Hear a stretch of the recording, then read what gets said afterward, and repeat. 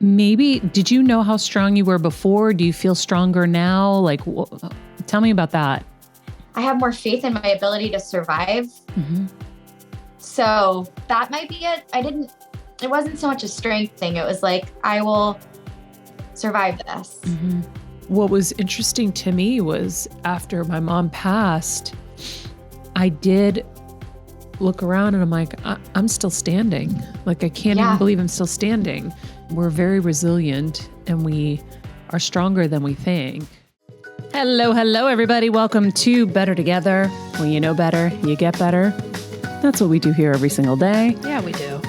I got Kelsey over inside studio today. It's a special day. Woo! And we also have Winnie, who's freshly groomed. My little babushka bitch, I love you so much.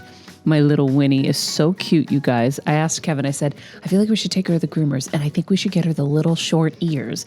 Because also what happens with their long ears is it gets in their food when they're eating, and then it gets crispy and crunchy. Yes. So like, let's shorten the ears, and she looks so cute. She looks amazing. This is why I love having dogs with hair, because you can do all kinds of cool things. Like, remember we went through the ponytail phase? Oh, God, yeah. She even had 2 ponytails at one point. Yeah. 2. And that just gives you so much happiness and so much life. Like, Max gives me so much life, but he looks the same all the time. So Winnie gives me this like little, versatility. She really does look like a different dog every haircut. Yep. I love it. Me too. All right, everybody. Our quote for today.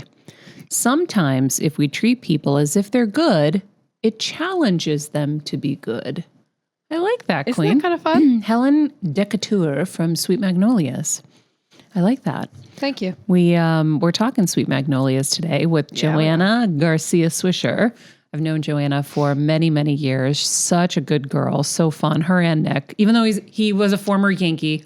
And when I met him, he was a New York Yankee. And I'm like, oh, I don't know about this, Nick. I'm a Red Sox person. So anyway, he's no longer with them, so we can like him even more now. Perfect. I love that. She's so sweet. Yeah. So I did the panel, the first season of Sweet Magnolias with her, with AfterBuzz. So yeah, clarify for everybody what the panel means. So the panel, for those of Kelsey's you. like, yeah, you guys all know everything I do in my life.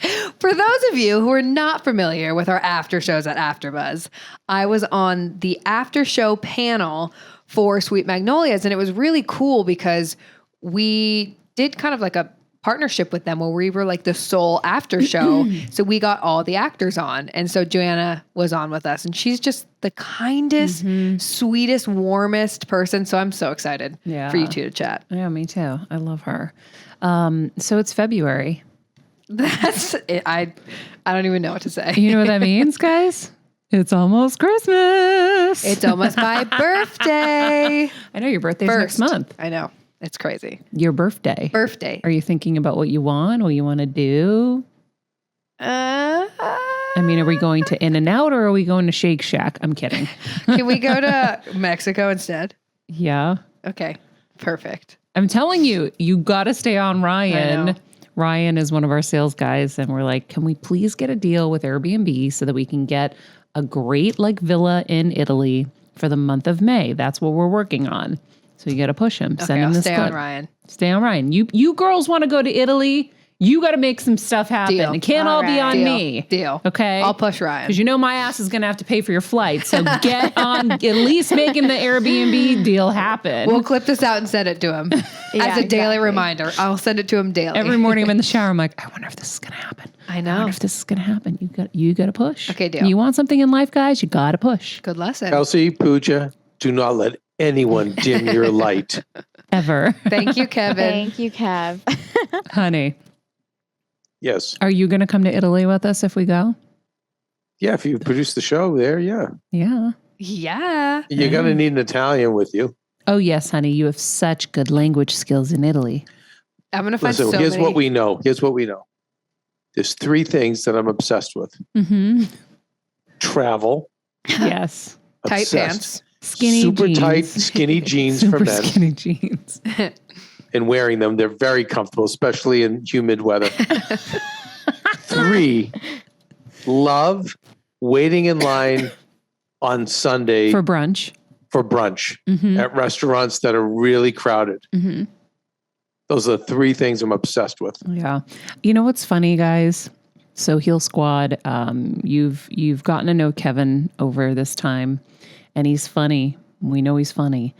And he comes up with all this lingo that we start using, whether we like it or not. And he's just insane and ridiculous. But Kevin also, he's a unique bird. He knows shit that we don't know. And then we learn it and then we can't go back. So for example, So true. I never really went to the movies growing up. We didn't have the money to go to movies. But when I met Kevin, we did go to the movies, I think once or twice. I think my aunt took us to one. And then we went, but I mean, there was no concession stand. Like that was crazy talk. So I go with Kevin and it's like buying everything. But that wasn't even the thing. It was, we had to be there at 9 a.m. Who goes to the movies to see like Spider-Man at 9 a.m.? That's so aggressive. Kevin. Nope. Do you know why? Why? He doesn't want to sit next to anybody. He doesn't want to be in a crowded theater. The rest of us don't understand and know any better. So we go when it's super crowded, and then we don't know why we're annoyed. The person's munching in our ear next to us. Oh, it's the worst. The wrappers crinkling, the kids screaming, the this, the that. At 9 a.m., you don't have any of that. Brilliant. So it was annoying for a very long time because I'm like, hey, I want to sleep a little on Saturday morning or whatever. Nope, let's go. Okay. The rest of us think going to brunch at 10:30 or 11 or breakfast, whatever you want to call it, is normal. To Kevin, he's like, oh my God, there's too many people there. So we have to, it's so much fun to wait in a long line. for I an love hour. it. Yeah, we think it's normal to wait in line for an hour for breakfast. Kevin's like, F this. He's like, And we're then going the to be there at service 8 should get a.m. And I'm usually like, lame but I don't because want they're to so wake up busy. and have breakfast at 8 a.m. That's so true. No, But- you go, but listen, you get up, you see the movie and it's nice. It's completely empty. You have the giant theater yourself. And then you come home, you can nap. You can do whatever you want. You can get your sleep in You're afterwards. not but, wrong, Kev. like, no, I just, So these are like just a little of like Kevin just always has a different way. But then does. once he teaches you, you can't go back. Now you're hooked. Now you don't know how to be in a crowded theater or in a brunch line or something like that. And it's not because he's Mr. VIP, right? Like I would never wait at a Nope, club line. it's the 'cause I was regular like, guy approach to whether I was VIP. VIP or not, I'm going to be VIP because I'm not waiting in that line. But Kevin is just like, oh no, it's not about VIP-ness. It is about just, I'm smarter. I'm just not going to do this to myself. Yeah. So Now I'm trying to think the last time I even like, I just don't do it. I don't wait for brunch. I don't go to the movies. I don't. okay, but you're sticking to specific examples. Yeah. Think I'm of just thinking where- like the last time. No, you're Think right. of where though. you just follow the crowd and Oh, do what yeah. everybody else Yeah. does, and go to Target at like 2:00 on a Saturday or Sunday. Now I know you're thinking, well, I can't go during the week. There's got to be that moment at like 9 p.m. You can go on a Wednesday night, Sneak and in, just no sneak one's in and get there. it done. Yeah. in and right? out, baby. In and out, so that your Saturday or Sunday, you're not in these crazy lines, getting Smart. frustrated with all the people and the chaos and everyone's annoyed and everyone's and then they get COVID. I'm kidding. No, but back in our Kevin won't do it. pre-VIP, but back in He's a our smart one. pre-VIP days, that's what I would get up at 7 Mhm. and, Home Depot or 6, even Home Depot would open, and then Target would open at 8. And by the time Maria would wake up at 9:30, all that stuff was done quickly, Husband of the Year diligently award. behind us. Now we move on to new business. Yeah. The new business of fun. Yeah. But everyone else, it's like, 12:30. I'm going to walk into a Target, especially in LA, and like everything's jammed Hell and it's no. stressful. stressful. You can't find parking. I'm like, what? This is my Saturday. What am I doing? I just have to say, you said pre-VIP days. When did you become VIP? Because you're still Well- doing that. Well, I don't do, well, no. When have you known me to get up early to go to a Target in the last couple of years? Yeah, because you were going to Home Depot instead, renovating. Oh, that's true. You Well, I was doing Yeah. renovations. Yeah, but now that we've settled in, I don't know. I haven't been doing it as much because Violetta's been handling it all. Oh, okay.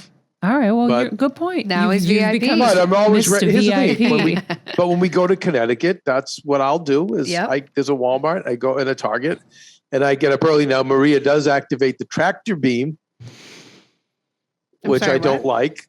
I'll be up at like 7 o'clock. Like I want to get all this stuff done. And then Maria activates the tractor beam. I to pull him me back into bed. I'm like, I literally physically will pull him back into bed. No, don't cuddle me, hug me. Oh my God. I can't sleep if you're not. And I'm like, honey, Can you come massage on. me? That would be me. That's hilarious. And then what do I do?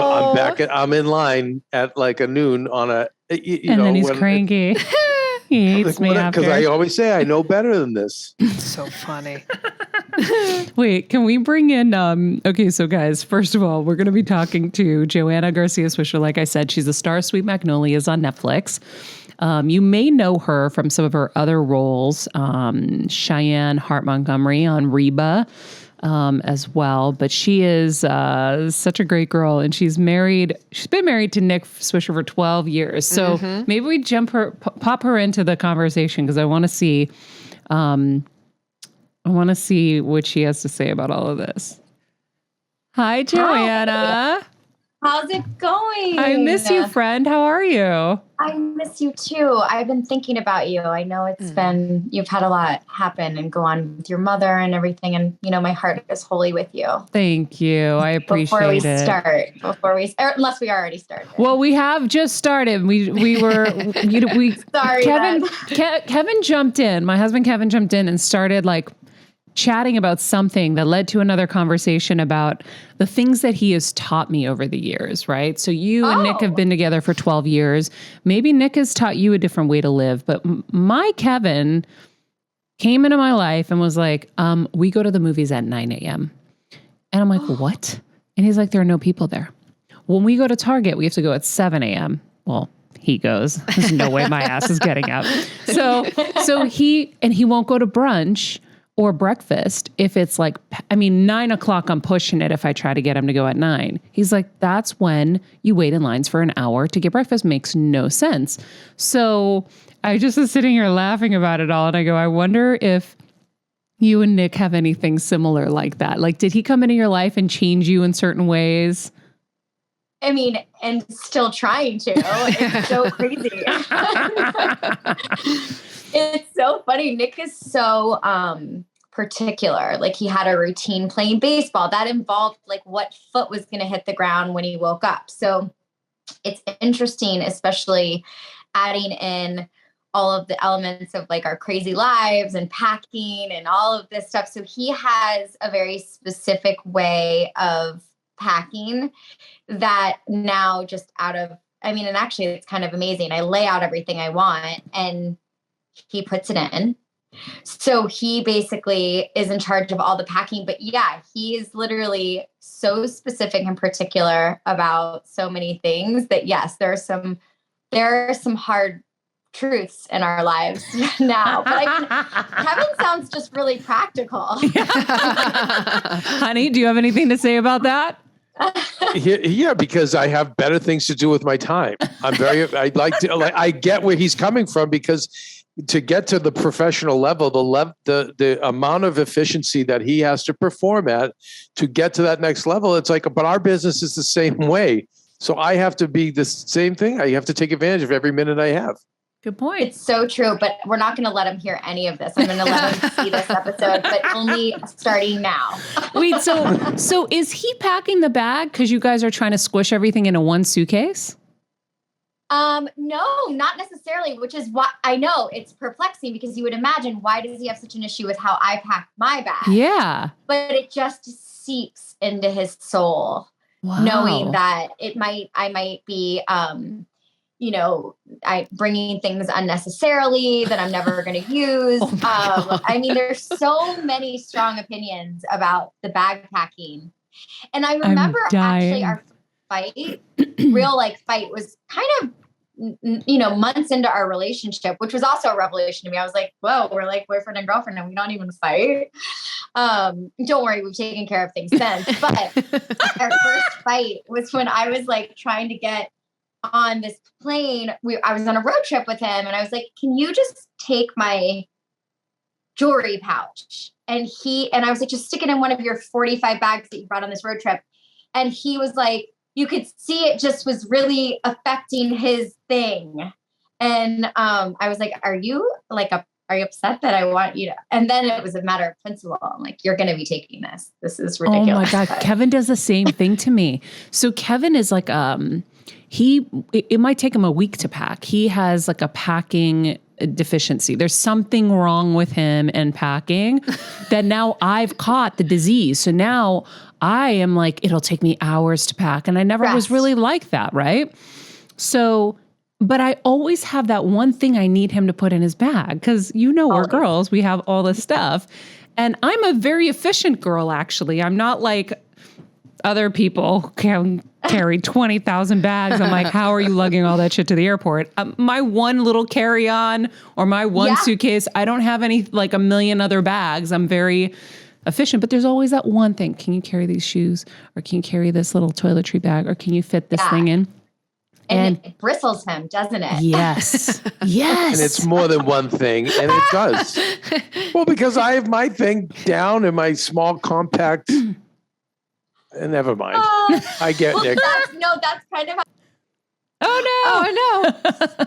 So hard. I worked so hard to get my bag rocking. And now you're going to it's always one extra pair of jeans for me. Cause I am efficient too. But then all of a sudden I'm like, do I maybe need a black pair of jeans? So then it's like all said and done. I am packed up and I'm like, and I'll just stuff things in there. He always knows, but yes. I was like, honey, I'm going to be cold in Italy. Like I need 2 jacket options. Can you just carry this one jacket? And I never heard the end of it the whole trip.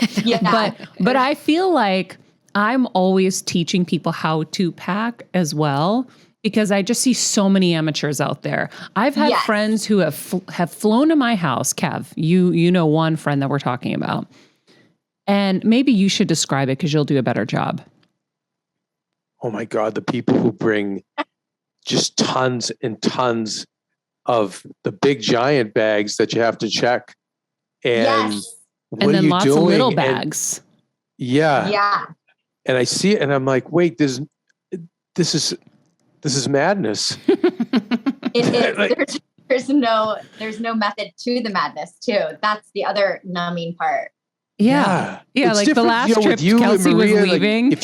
Honey, on the last trip Kelsey was leaving us. I think it was like the holidays. You left your car here. Yeah. She leaves and she's got like 20 little bags and her big bag and the backpack and the neck pillow. Maureen almost had a heart attack. I was like, Kelsey, I can't even look at you. I'm like, we have to fix this. This isn't okay. But that's back to what I was talking about earlier is when we don't know better, we don't know better, right? That's why we say here, when we know better, we get better. Yeah. So I always try to help people get better, but the packing thing's a big deal. But I love that Nick has his little quirks as well. So, honey. Well, he has a lot of idiosyncrasies. Yeah. So it's not just you, honey. It's all men. It's all men. All of you. Listen, you guys lug all of your luggage, stand in line at brunch, go to a Friday night go to see the Avengers at 9:00 on a Friday night. Go, have at it. Some people like humans, honey. It's not about that. It's jammed. What seat are you gonna get? Forget it. No, you're right. I'm wrong. No, boo, you've changed me. I'm now agoraphobic like you. Yeah, exactly. Yeah. Do you feel like Nick has changed you a lot? For COVID. What is it? You were always prepared for. I was. That's why I was. Yeah. Please, when COVID happened, I just put my feet up. I'm like, You're like, I know how to do it. Yeah, he's like, I got this. Kevin's like, I'm living now. But also, listen, you know what? I think Nick probably comes from too, is a minimalist lifestyle, and the more any of us get to that place, the happier we'll all be. And I'm not saying I'm there, but I'm at my best when I live in a minimalist way, when I travel in a minimalist way, all that stuff. So you're not bogged down by the thing. Right. I do. I can co-sign on that one. Well, the less you have, the happier you are. And that's the truth. Like there's more to clean. There's more to fix. There's more to worry over. It's just, all of it is just clutter for the mind. So that's why like the less you're doing, like I went on a trip with a friend right before COVID hit. My neighbor and I just picked up and we're like, we're going to go to Cabo for the weekend. Oh. And I packed a little teeny carry-on. It just had bathing suits, a cover up, a sweatshirt, and my toiletries that I needed. Like it was like nothing. So when she calls me the other day, she goes, "Can we go away again? I really just want to go away again with just my bathing suits." That was so cool. It's so liberating. Yeah. Because I was like, listen, when I go on vacation, on that kind of vacation, I'm not doing anything. I'm going from my room to the beach to the spa maybe. Yeah. And they give you robes there. Yeah. Or the beach back to the room. And I'm eating room service. I'm not getting up and getting fancy and going to a restaurant. I'm not doing any of that. I am relaxing. And I got to teach a friend a new way. So now she doesn't know how to do it any other way. I love that. That's so nice. We should go on vacation ASAP. I'm like, why can't we all just do that every now and then? Mm-hmm. I know. I was working on doing one. I think we were going to go like end of this month. And then I got COVID at Christmas. Kevin and I both got it. And we got this long 10-day break where we couldn't move from our house. We rested. And I was like, I don't need to go on vacation. I feel rested. Now I'm like, I think I need vacation. Yeah. Now you're like, wait, no, I'm just kidding. I need it. So anyhow, all of this aside, I haven't seen you since you started working on Sweet Magnolias. Kelsey was actually the exclusive after show for it. So she was on the panel. You came to our network at AfterBuzz. It was so fun. How is it going for you? It's great. I mean, I'm very excited about season 2. Finally, we get to show the world, or the people that want to watch Sweet Magnolias, kind of what's happening. And it's a wild and crazy season. It definitely, does not lack any head scratchers and wondering what's going to happen and kind of leaving you with a lot of questions again. But it's been a great show. It's been a lot of fun and I am so proud of it. And I can't wait for people to get to experience it again. Yeah. I remember we had Jamie Lynn on for the first season. Yeah, I actually watched that episode. It was so great. Yeah, she's great. And I was like, oh my God, JoAnna's on the show. We have to get her on. That's so cool. Yeah, no, it's been fun. It's like I said, it's just it has saved me through, a really crazy, rough couple of years. And it's been such a bright spot. And I'm so grateful for it. Yeah. Did you and Jamie Lynn have a good time together? Did you guys bond and have fun? I don't remember what she said at this point. I'm sure she said amazing things, but. You better have. Yeah, we did. We had so much fun together. We still do. I mean, her character is a foe. Starts as a foe of my character, but we come a long way this season. And it's been great. I've known her. We have so many mutual friends. And so it was nice to share this together. That's cool. You, my friend, have had such a long career. And I wonder, what do you think your secret is to having stayed so grounded through it all? You're always so bright and happy, and it doesn't feel like it's been negative in any way. Maybe, I think everybody probably has had a lot of negative experiences. We don't see them all, and a lot of us do smile through things. But I wonder, what do you think's helped keep you grounded? And then, how has that journey been behind the scenes for you? I mean, it's all I've ever known and done. And I think gratitude is always the ultimate, grounding emotion.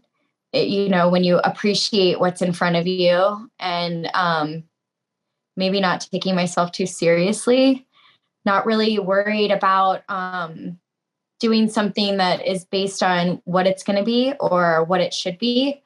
Just kind of wanting to work with people that I really like. And I mean, it's not that I've loved every single person through the moon that I've ever worked with, but I enter into every experience with a specific sort of, reasoning behind it, because I think I'm also really always trying to strike the balance between love. I love being a mom, and I love my life with Nick and the life that we've created, our family. And so, it's been a journey. There was a good period of time where Nick was really playing a ton. That was a relentless schedule, and we had just started a family, and we had Emmy, and where I couldn't take all the jobs that were that I was lucky enough to be considered for. And so it's been fun to kind of experience this new limitless sort of opportunity, because not that, I get any job that I want. That's not what I'm saying. But I mean, like, I don't have to kind of say, oh, I automatically can't look at that because it's going to mean I'm going to be too far away from Nick, or I can't get back, because he doesn't have any, control over his schedule when he was playing ball. But now that he's retired, it's just shifted into a whole new direction, and it's been great. I mean, I think to get to do what you love on any level is a real gift. And the fact that so much of success lies in, just even getting the job in our business. It's like it's not like, oh, I make these cupcakes and people love them, so then I'm success. It's like, well, no, I actually have to ask to get the cupcakes. You have to approve me getting the cupcakes, and then we create something that everybody loves. Maybe, maybe not. So it's like that extra layer of like, a lot of people deserve to do this and want to do this and are talented enough to do this 10 times more than so many people. But you have to get the opportunity. So I've been grateful for that too. That was a really long answer. I love it though. I love it. And I think, balancing all of your loves is probably really hard at times. What is it like now? It feels like you're getting the hybrid, right? You get to do a little bit of everything, which is nice. It's not overwhelming, perhaps, right? Like with the Sweet Magnolias, you're probably shooting for how long? A couple months? 4 months. And then you're good for like a year and a half, probably. Yeah, it definitely allows for other creative opportunities. And then also just really being a mom. And, it's not a figure. I haven't figured it all out in that way. I had this really amazing experience where I got to go to this workshop called Well Soul Workshop. And,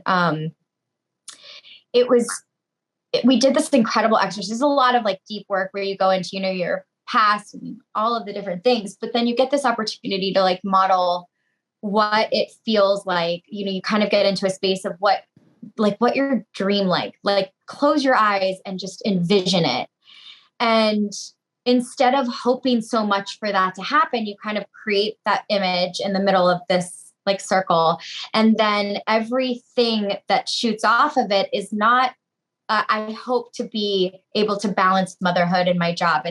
I am so grateful that I can balance motherhood and my job. I am so grateful that I have the relationship that I want. So you live in the truth of your deepest desires or your kind of euphoria. And it's so empowering because it's really at the end of the day, just trusting that you can it may not look exactly the way that you imagine it to be or the way that you've seen it happen for other people, but you start to really carve out the ability to create that reality for yourself, regardless of how it looks. So I think that's where I'm at right now, where even finding meaning in the loss of my mom and my dad in such a short period of time, it's, I'm grateful for the depth, the deepness that I can go and the depths that this grief has brought to my life. Just finding purpose in the journey, really. I don't know how we missed the fact that you lost your mom and dad. When did that happen? I lost my dad in November, right before COVID, and I lost my mom last March. Oh my God. Did you know this? Yeah. Mm-hmm. Oh yeah, I did not know this. Mm-hmm. Wow, I didn't know that. Yeah, it's been a journey. I'm so sorry. That's a lot of loss at once. Yeah, it has been. I can't sugarcoat that. It has. Wow. Were they ill, JoAnna? So, yes, my mom had dementia and, but she didn't die of dementia. My mom fell, sadly.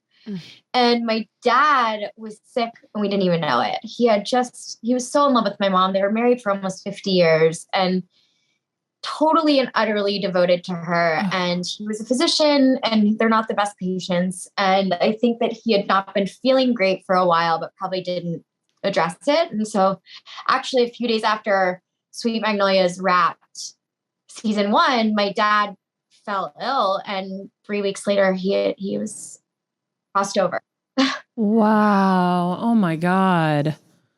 Yeah. And that was, catastrophic. But like I said, you have to find some way of navigating that. Yeah. What helped you? I think being super honest about it. I have tendency to kind of try to, I obviously had a village too, because so many people have asked me since, like, what do you say to somebody who's experienced this loss? And I'm like, I never really, the people that I just never felt like I didn't have to talk about it or remind them of the grief. And so, but they just held space for me. So it was like, they never, no matter what kind of day, or if we were having a blast or I was having a hard day, it was never lost on them that I'm still in the thick of it. Yeah. So that really helps. Yeah. I think when you go through it, like for me, I go through it, and when I hear someone else, I'm reaching out instantly because I know that they probably have a lot of people in their life that are scared to say anything. So it's like, I try to reach out and say like, hey, I am so sorry. And just at least make that contact, because people are scared. Yeah. And, a friend of mine, his mom was just murdered in Truesdale Estates by that crazy person. And I was like, can I come over? I know you live near me. Let me just come over and give you a hug and whatever. It's like, you can't be afraid. You got to just do. And I think you're right. Holding that space, people don't really know what that necessarily means, but I think it's like, it's allowing you to have both happy, sad, and just being through it. Like I don't know if you got this when your mom passed away or crossed over, but people would be like, you're doing so great. I'm like, am I? Like, actually, like, am compared I to what? Still, showing up for my people I love? Sure. Am I still showing up for my job? Yeah. But like, am I doing great? I don't feel great. Yeah. There isn't like a day that I'm like, I'm a lot better today. It doesn't go away. Yeah. It just evolves. It's just this new source of experience in my life that is, some days crippling and some days, I get a lot of comfort. Some days I'm like, I feel lucky that I was raised by these two incredible humans. And then some days I'm like, why aren't you here so I can ask you how to navigate this? Mm-hmm. So. That's the part I think that's so hard, is the shock that they're not here. Mm-hmm. Like I walk through, I have a picture of my mom in my kitchen. So I say hi to her every morning.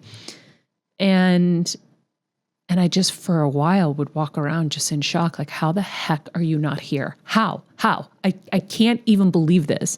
And then I got better for a minute. And then just recently it all started coming back again. I'm like, wait, I don't understand. No, I don't understand. How are you not here? Yeah, it is like, that's what it's. It just doesn't change. And everyone's like, oh, the first. I'm like, no, it's like the second sucked too. The second almost was worse because it just is like. Now you have nobody. It's just like wow, this is almost like the new normal, and it sucks. So it's just like, it's something we all will experience, and we all, will know in our lifetimes, but it's not easy. Did your parents live in a different state than you? They lived in Florida, which is part of the reason we moved back to Florida. When my dad passed, and then COVID happened. I wanted to be as close as I could to my mother. At the time, I didn't know that we would go into that kind of lockdown where I wasn't able, she was at a memory care at this time. So I wasn't able to touch her or hug her for a very long time. But that was part of, the end and for her. And so, but it was nice to just be able to like be on a curb or look at her through, any like way I could like, Oh my God, get JoAnna, close to her. you were one of those stories that had to sit outside and look at your mom through a window. Oh yeah. And my grandmother. Yeah. And my grandmother, this is like, so I'm sorry. This is a lot.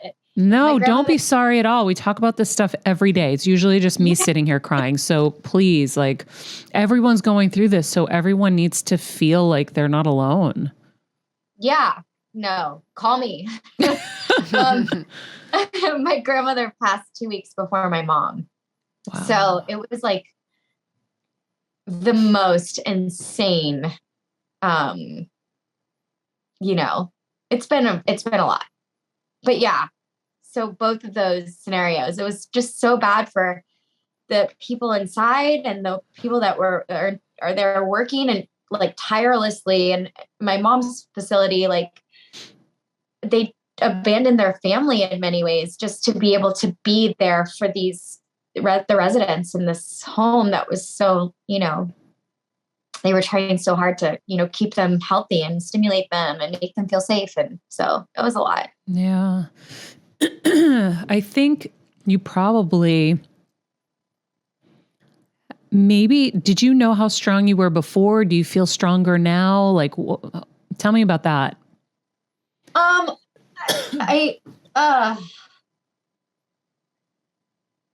guess I would have to say I didn't ever doubt my strength, but I think what I walked away from was like the things that you fear the most.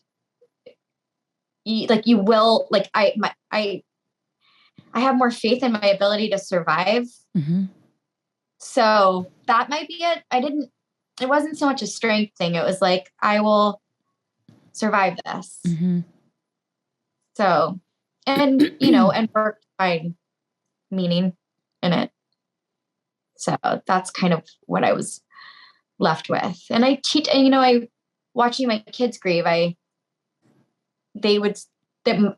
of a sudden I didn't experience death like that at their age. And so like, I never thought, when my mom and dad go, the worst case scenario was my grandmother and my grandmother and grandfather.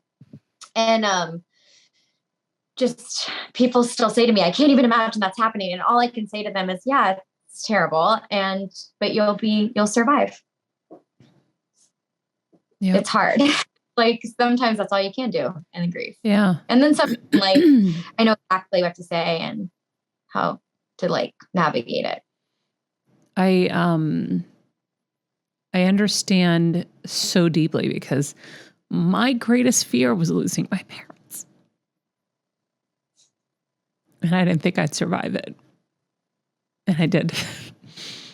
So. And I also think, who you are and knowing you and your whole life is like, there's so much, you have such ability to connect with people, and this loss will help many people navigate their own life experiences because of the depth that you have. And we really are crying.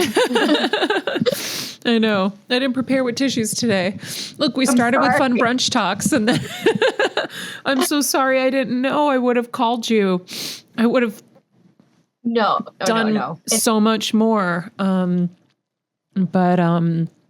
yeah, I think, what was interesting to me was after my mom passed, I did look around and I'm like, I'm still standing. Like, I can't even believe I'm still standing.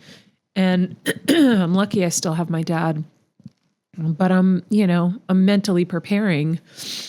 We've almost lost my dad 1,000,000 times throughout my life because he's type 1 diabetic and falls into low blood sugar comas and stuff. And so it was always him I was scared of losing first. My mom, that kind of happened out of nowhere. But we do have, we're very resilient and we are stronger than we think. And I wonder, you said that there's, you try to find meaning in all of it. Are there things that you think you were supposed to learn from all of this?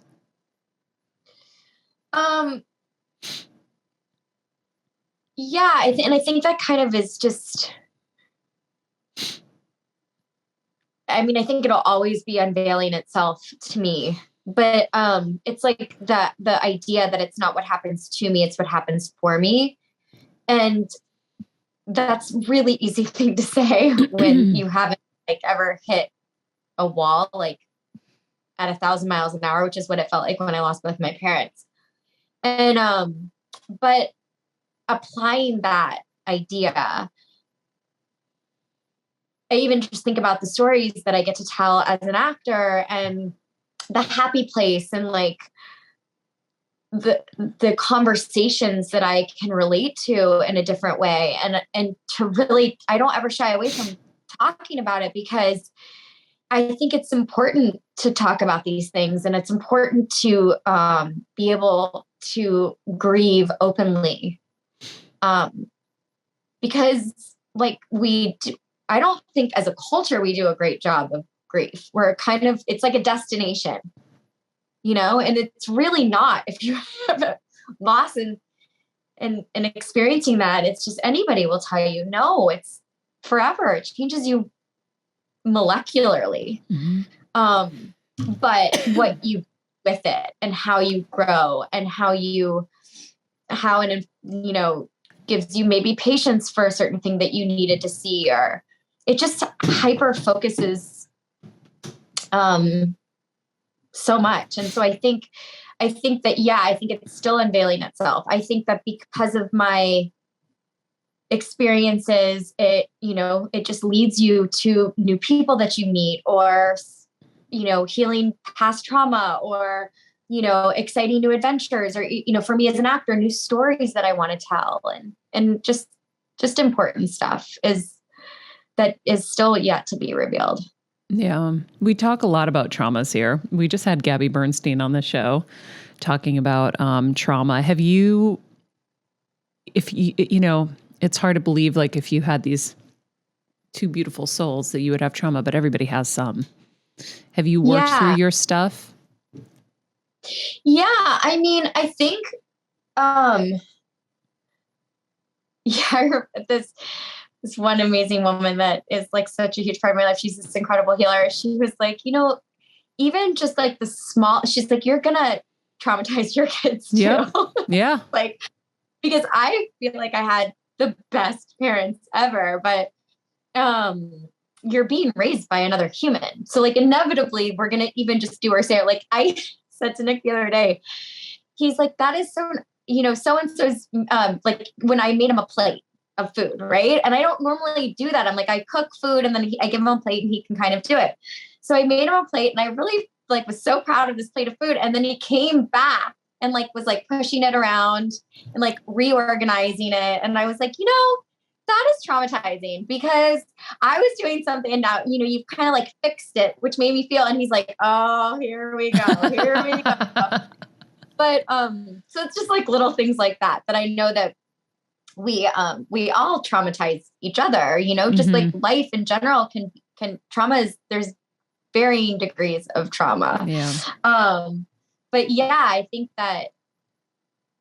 what, to acknowledge it and to be in touch with that and to reframe those pictures, because that's kind of like what they are. They're like these like photographs in your head of like a really difficult moment, and you can kind of fixate on that. And it's so quick how they just come right back. But, you know, re-examining them, especially as you get older, because sometimes things they're as much bigger in your mind than they were really. What do you do to keep your parents' memory alive? Talk to them. My kids talk to them.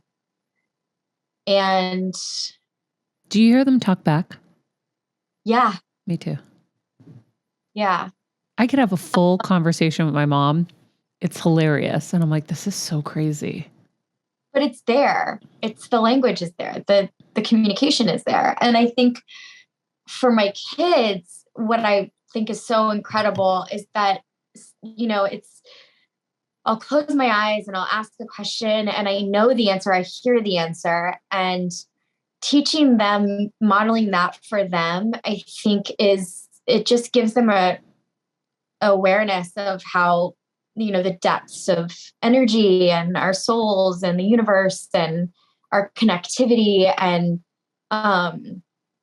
And so, yeah, I think it's important because in so many ways, death is so brutally final. Mm-hmm. And then you are like, oh my gosh, we have a whole new relationship now. Yeah. Yeah. And if we focus on that, we'll focus less on the fact that they're not physically here, but they're still here. Yeah. That's the transition that's hard. And everyone's like, they're still with you. She's still with you. And I'm like, shut up. I can't get there yet. I'm not there yet, people. Stop telling me she's with me. I will get there. Do you see signs or anything like that? What is it? Do you see any signs? Yes, I see them actually. The way I've seen them is in sunsets. So there have been there was one moment where I was like in the fetal position that morning. Like, I can't believe she's not here. I can't believe I don't have her anymore. Like, there was like loss of identity because I took care of her. And like, there was just so much. My purpose shifted for 5 years into becoming a caretaker and a cancer crusader and whatever. And so I remember being just devastated one morning. And Kevin was, there. And that evening I said, can we go up on the balcony? I just want to be up there tonight. And he said, yeah, we went. And all of a sudden, because I said, I can't feel her. That was the thing. I can't feel her. I can't feel her. And we were so connected. And then that night, the sun was setting, and it was the most insane sunset I've ever seen in my life. It was so mind-blowing that I was like, I can't even believe this. And Kevin just is looking at me with his arms folded. He goes, I can. And I'm like, what? I know what you're trying to say. And he goes, you don't think it's her? And I'm like, well, I don't know if I can wrap my head around that, but yeah, I think it is. And then as it kept getting crazier and crazier, I'm like, okay, I see it. Uh-huh. Yeah. She was painting a really nice picture up there for you. Oh yeah. She's done it twice. There was another time during one of our heal events, but who were we on the show with? Oh, it was like a psychic or something. To think, because it was like let me look. It was some psychic or something. And she was telling me my mom was coming through or something. And then all of a sudden I'm looking out the window and the sunset's getting crazier and crazier and crazier. And I'm like, oh my God. Oh, I think it was when we had with Diane on. It was the grief. It was a grief doula. Yeah. Yeah. I was like, can you send me her number? Oh yeah, she's incredible. We've had her on the show. She helped me through my mom. One of the things she said to me that was so impactful was like maybe a month before my mom died or 3 weeks or something. She said, what's your favorite thing about your mom? Or we're like, what's the most special thing about your mom? I'm like, she's like the most selfless person I know. She said, isn't it funny that you said that and you didn't say her hair, her skin, her nails? She goes, it's not the physical that you're obsessed with. It's her spirit. It's her soul. Yeah. And that's always going to be with you. And that love you guys have is eternal. Yeah. So that doesn't die. And it really made a lot of sense to me. And it really, really helped me, in those kind of preparation moments as we knew what was kind of coming. But yeah, I see signs. What do your parents do the same? My dad, it's kind of insane to the point where other people call me about it. So it's a hawk. And when I tell you, there have been times where I thought a hawk there was just a hawk right out here. Like I feel like they could land on my shoulder. Wow. I can tell you I got into a car accident and it was actually my fault, but he had like gone right and lurched out and then came to a stop. So I thought we both were going and then I hit his car, but I felt so bad and we were pulled over in a church parking lot. And I was like, I'm so sorry. I really apologize. I really thought you were going. I was just following you. And he was like, no, I feel really bad too. And I was like, just so crazy. And all of a sudden this hawk started swirling over my head. And the guy was like, this is crazy. And I was like, it's my dad. It's my dad. Oh my God. And like people notice how nuts this hawk has become. And my kids, it's brought them so much peace. It's the most surreal thing. The hawk comes constantly. I've never. You got to look up hawk in our animal book. Oh yeah. I was just thinking about that. It's so surreal. And so that, and I feel my dad's presence in that, like more of that active sort of micromanage, very diligent. He was very like caretaker, and he was a doctor, you know, he was like that in life and in this lifetime. And so I'm not surprised. My mom is more in just like the way the air feels or something. And I'll be like, oh yeah, you know, and then in my dreams, it's pretty profound. The conversations and the feelings and, you know, just talking through things has been, so yeah, I do. I feel very connected to both of them, but it's, the signs are everywhere. But Wow. I promised everybody, you will know it's me. I will look on a chalkboard when I cross over. Like, I want you to know I'm there.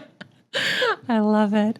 I'm going to find this hawk meaning for you, JoAnna. Okay. Yeah. Tell her about the book really fast. So she knows what we're talking about. Oh my gosh. We had the most amazing woman on. She's a shaman, right? Yeah. She's a shaman. And she wrote this book called Animal Power. And it's this whole book about how these different animals came to her to like kind of tell their story. And it's thick. There's probably about 100 different animals in there. And each one kind of has a meaning. And then it's like, it has a meaning for why it came. And then rituals you can do around it to like keep the animal coming basically and to like honor that animal. Yeah. So I'm going to find the snap hawk the for page you. and send it to you so you can see if she can't find it in time for the show. It's so crazy because I've known so many, you know, people in our circles and stuff that are losing their parents or have lost their parents recently. I'm like, I feel like I need to have a grief party. I had a brain tumor party once for my mom. So I brought together everyone that I knew with brain tumors. Cause of course, once you know about a brain tumor, you start hearing about all of them. So I had a brain tumor party, which was hilarious. Cause I was like, listen, we're all going to learn from each other and we're better together. So I'm going to throw a little party. I'm going to cook. We'll have drinks. And so it was actually so fun because we all understood each other and we all knew that we needed the levity, but we also needed this, you know, the info and the tools. So lately I've been like, I think I'm going to throw a grief party so that all of us who like really need to like be with people who fully get it. Like when you lose a pet, I always say, do not look for comfort from a non-animal lover because it's just, they don't get it. And so you need to be with people who really get that pain is so intense. And so we need to put a little grief party together. I'll be there. I'll bring the apps. Yeah, exactly. I love it. I found the page too, so I'm going to send it to you. Okay. Because it's long. Yeah, it's long. I have to ask actually, so we were talking earlier a little bit about the business and how you stayed grounded. Your kids, are they interested in acting or are they interested in sports or neither? My oldest is an equestrian. She's got a couple ponies and that's her love. And then my youngest is, you know, a little pistol, but I don't think it would surprise anybody if she decided she wanted to do what, you know, we do for a living, but I don't think either one of them are wowed by the job. If your youngest came to you and said, I want to do this, what would your response be? At what time in her life? I think that is, if we could maybe hold out and, you know, it's not that to say that I, you know, there's so many kid actors that I work with, you know, kids on my show. And I understand when you have a passion for something, you know, I was a kid actor, so I get it, but there is a level of, you know, expectation that's put on professional children, especially on a set, that I feel like I just wouldn't want them to have to absorb that. I did, and I think I turned out okay, but you know, there's a time and a place for it, but I don't think I would deny either one of them if they felt really passionate about. I mean, listen, horse riding, I literally sit there all night. I have my dad's like medallion on. I'm like talking to my mom. I'm praying, keep her safe, everything. So horse riding is got its own, you know, set of like reasons to panic about. But that's a good point. I just, I could see my little one though. Yeah. An older one would be like, maybe. I don't think so. She wants to work with animals. She loves animals. Do they come to set with you at all, JoAnna? They used to come all the time. COVID, this past time for Sweet Magnolias, COVID kind of prevented anybody outside of the immediate production to come. But yeah, they looked at it more as like a snack wagon. Like they had their little chair, have to get whatever they want. Funny. And that was it. So it was more, it was their snack wagon and a really big treat for me. But wait, so when you film, do you have to film, where do you guys film? And you don't film in Florida.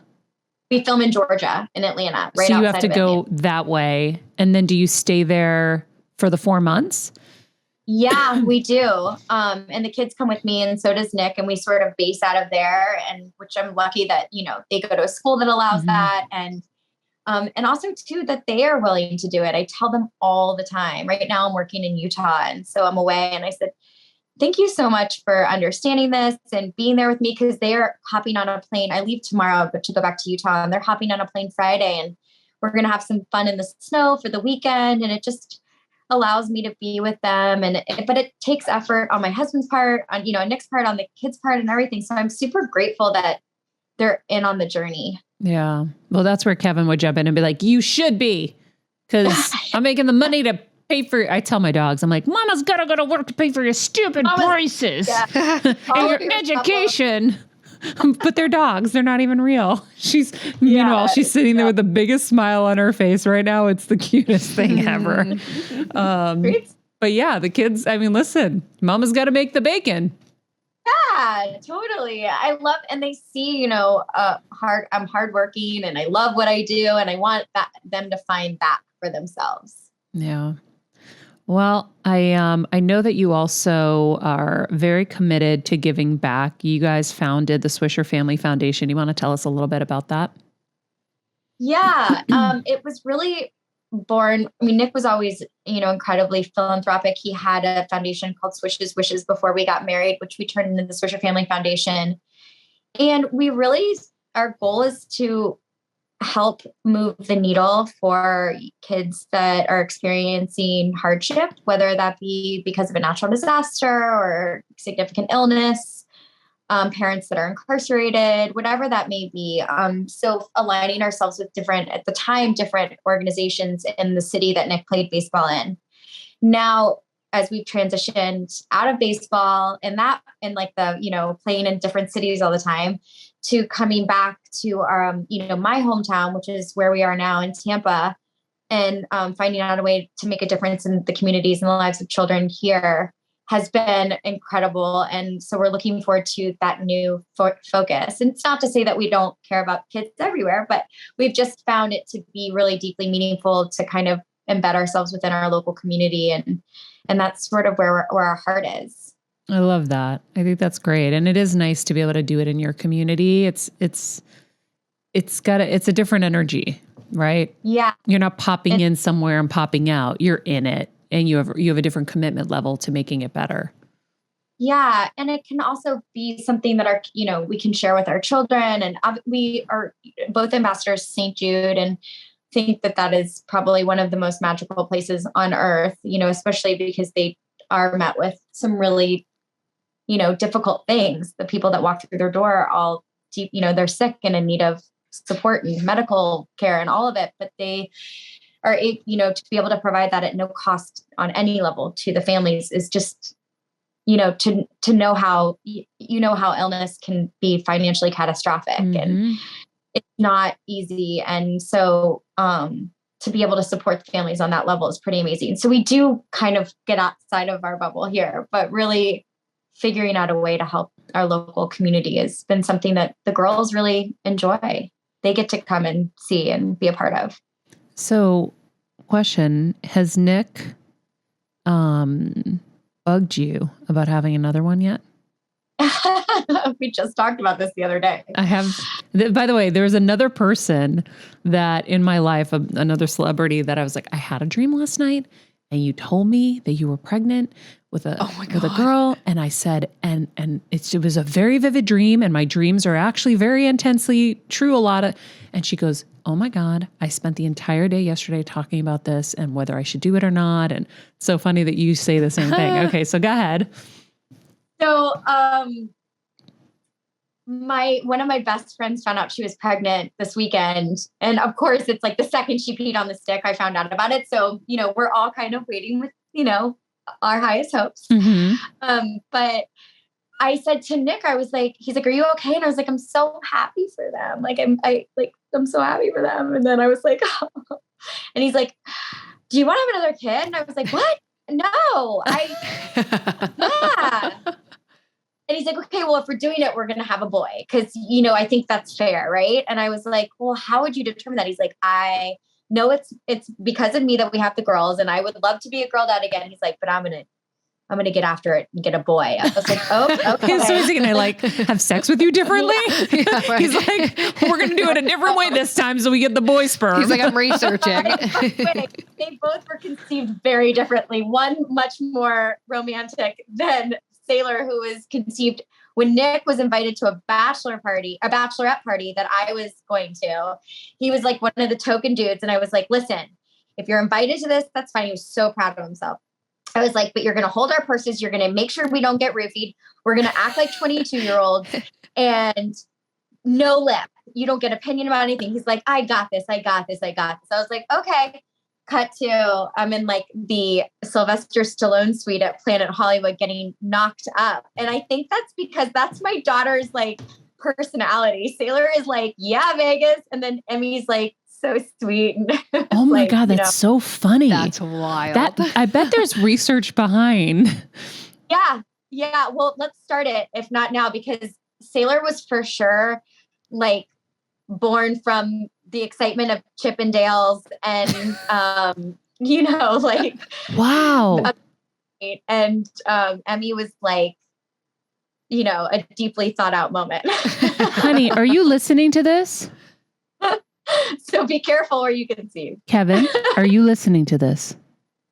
He's not here anymore. Like, I checked out like Kevin's out. Years ago. Guys, if this is true and the conception way is the way your children will be, Kevin basically, my kids are going to be so shy because Kevin had to, oh my God, how do we say, jerk off into a cup?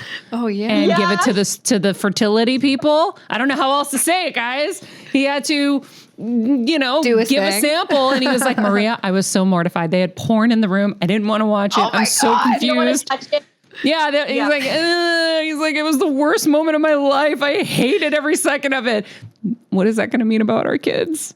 You will see. No, it's like, you never know. Maybe when they like create the embryos, they're playing like Motley Crue or I don't know, something like Celine Dion or I don't know, something when that combustion happens. That's what it is. It's not, I would be embarrassed to put sperm in a cup. I know you have to go, so I'm going to let you go, but I will say the idea that you told Nick Swisher, like uber successful, baseball player, MLB, you're holding our purses. You're here just to be. It's amazing. You're our bitch tonight, buddy. And he totally loved it. That's like why you guys are together for 12 years. That's why he's amazing. Kevin carries my bag everywhere. And I think that's so special and so sweet. And I had a feeling that he would want a boy, but I also have a feeling that there's something inside of you that would want to see, I don't know, I know your parents are going to have something to do with that child. And I feel like you probably know that. And that would be kind of a thing that would make you excited to have another one. Well, my dad delivered Emmy, like he was there and like caught her coming out of me. And then when I had Sailor, she was breech. So I had to have a C-section with her. And my dad was standing over the partner that took over the practice when my dad retired from delivering babies. Oh, that's what he did for a living? Yeah. Oh my God. Wow. Yeah. It was really beautiful. I know it kind of freaks people out when I say that, but it was really magical. And then he was literally holding me when I, was going into the OR before they let Nick come in, when I was getting prepped and stuff like that. And I was so grateful because I thought, so, this is really scary. I've never done this before, like anything like this before, been in an operating room or anything like that. And so I was so grateful that I had my dad there. And then he watched over like the whole surgery as if like, he literally said to me, if you have to have a C-section, you're coming back to Tampa. And this is the person that's going to be operating, Dr. Greenberg. Gotta love him. And so my dad delivered many of my friends and people that, I see all the time. And so, but the first dream that my dad came to me after he passed away, he was wearing this white t-shirt, which he always like had these like little, he's, that Cuban like white t-shirt thing. And he looked sick. He looked, kind of gray, like his skin had gotten towards the end. And I was so excited to see him. I was just like, my heart was racing. I was like, oh my God, Dad, what do I do? And he looked at me and he grabbed my hands, and as he started to fade away, it was like way too quickly that he was fading away. He left tiny little baby shoes in my hands. I know, me too. Both have chills. I don't know what that means for our family, or if there's a little soul that's waiting for us, or not to insert my opinion, but he's very. If I got pregnant right now, it would be such a therapized, like loving kid. Very, very clearly saying, "Yep, there's another one." Yeah, there's another one in the chamber. Come on, Nick. Nick's gonna do some like cartwheels and like handstands and get that boy out. We'll test the theory. For sure. Oh my God. Well, I'm really excited for you guys. I know it's coming. I can feel it. And I'm really happy for you. And JoAnna, I love you. Thank you so much. And we'll talk soon. Okay. Take care. It was amazing. Bye, JoAnna. Wow. Well, I didn't know we were going there. I clearly missed that. But it was almost perfect because you guys were so in your moment. Like, it was really nice to watch. I don't know, the whole idea of like the grieving party, I'm like, you need to do, because you're both so raw, so real. So I know it's going to be so nice for others who are going through it, who have gone through it, to hear from both of you. Like, it was almost, I kind of like that you didn't know, because it was like, you were just like so in like that shock, like, oh my God. And it was so vulnerable and honest. Anyways, it was, wow. Yeah. Whew. A lot.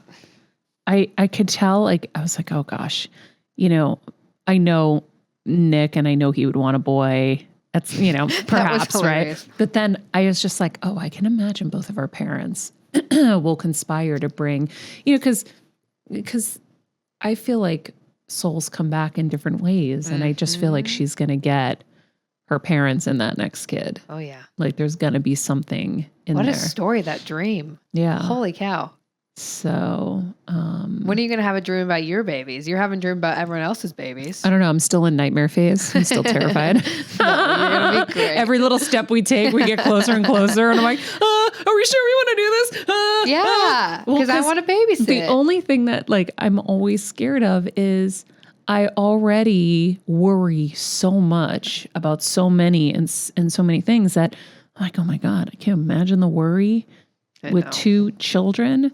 But that can't stop me. No. And it's not going to, but, and I did ask for another sign. How many signs do I have? Poor God is so tired of me and my signs. I was like, can you send a yellow bird if I'm definitely supposed to do this? I think your mom's taking over for that one. Yeah. She's like, yeah, I'll give her a freaking sign. Yeah. Time for kids. Yeah. Come on, Maria. Yeah, exactly. The last thing, one of the things she said to me, she goes, Maria, when you hear your baby say mama is the best thing ever. And I was like, oh, okay.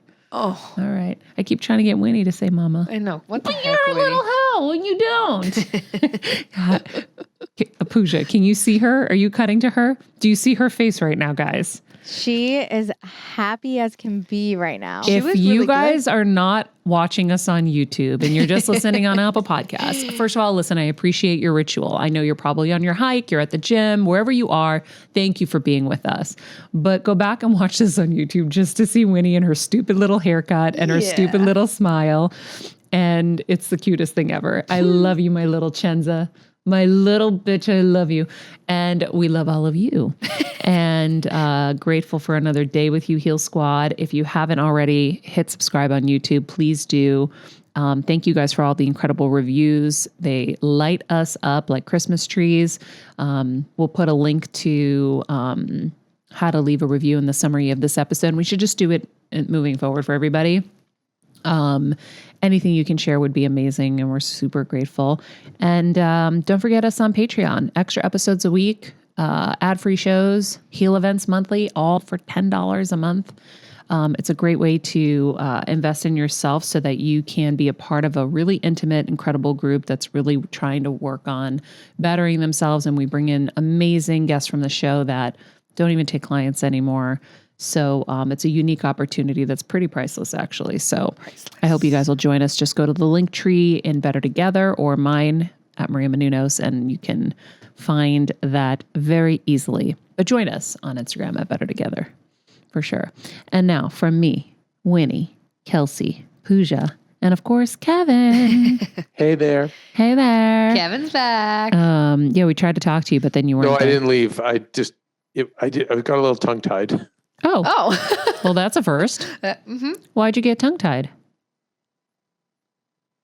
I don't know. I mean, how would I comment on that? I don't want to think the children are not, because they've been formed in a petri dish. Oh, that's what we were talking about. Or because I was... No wonder. I forgot. No wonder he got tongue-tied. He was like, no comment. I didn't know how else to say it, and I just, the only thing that could come up was the way I described it. So if I offended anyone, I apologize. I just couldn't think of anything else.